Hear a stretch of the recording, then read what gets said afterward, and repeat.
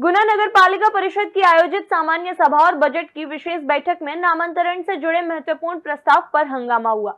इस प्रस्ताव में तय किया गया कि अब नामांतरण की फाइलों पर मुख्य नगर पालिका अधिकारी के साथ साथ नगर पालिका अध्यक्ष के हस्ताक्षर भी अनिवार्य होंगे।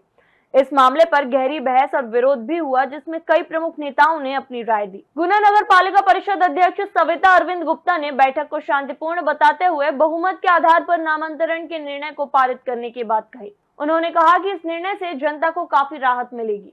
लिए बजट एजेंडा प्रस्तावित किया गया था। एजेंडा की बैठक शांति से हुई और नामांकन के लिए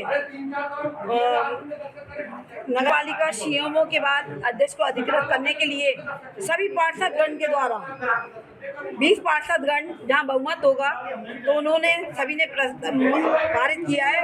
हमारा बहुमत रहा है तो आज हम अध्यक्ष हूँ मैं, तो अध्यक्ष का भी एक सम्मान होता है और महिलाओं के संग में जोर से चिल्लाना करना इस तरीके से बात नहीं की जाती। आज मैं भी एक अध्यक्ष हूँ तो महिला को बोलने का मौका ही नहीं दिया जा रहा। सब लोग चारों तरफ से चिल्ला रहे हैं कि मैं एक अध्यक्ष पद पे हूँ तो मेरे से कोई डिसीजन ही नहीं ले रहे। सीएमओ साहब ने भी बोल दिया कि बहुमत के आधार पे होगा, लेकिन कोई डिसीजन सुनने को तैयार नहीं हो रहा। लेकिन आज का डिसीजन यही है। इस फैसले का विरोध भी देखने मिला। नगर पालिका परिषद के उपाध्यक्ष धर्म सोनी ने आरोप लगाया कि नामांतरण की फाइलों को जानबूझकर रोका जा रहा है, जिससे जनता को परेशानियों का सामना करना पड़ रहा है। उन्होंने कहा कि यदि उनकी बात सुनकर नामांतरण की समस्या हल हो जाती है तो वे सीएमओ और अध्यक्ष के पैर भी छूने तैयार हैं। वहीं नेता प्रतिपक्ष शेखर वशिष्ठ ने प्रस्ताव को मनमाना और एक तरफा बताते हुए विरोध किया।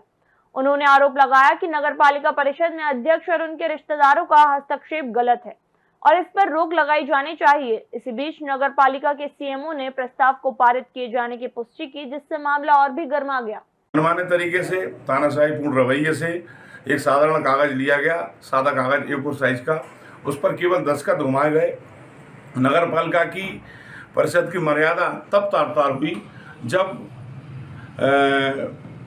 अध्यक्ष जी के निर्देश पे और उनको साथियों के निर्देश पे दरवाजों को खोल दिया गया और पार्षदों के जो परिजन थे, उनके रिश्तेदार थे, वे परिषद के गर्भगृह में घुसकर आए, जो कि विधिमान नहीं है। सीएमओ साहब को मैंने बार बार कहा कि आप कार्यपालिक पत्र जारी करिए, उसमें वार्ड का क्रमांक हो, वार्ड का नाम हो, नगर पालिका का उसमें कार्यालय की नोटशीट हो, उस पर आप पार्षदों को दस्तखत दीजिए। सब पार्षद यहाँ बैठे, उनसे आप अपनी मंशा जाहिर करवाएं।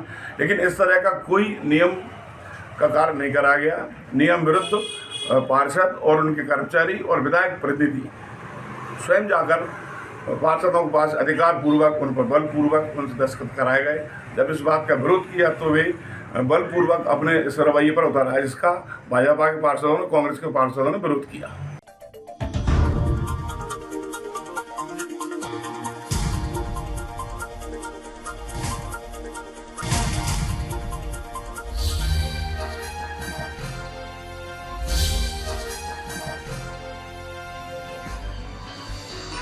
आप देख रहे हैं दखल न्यूज।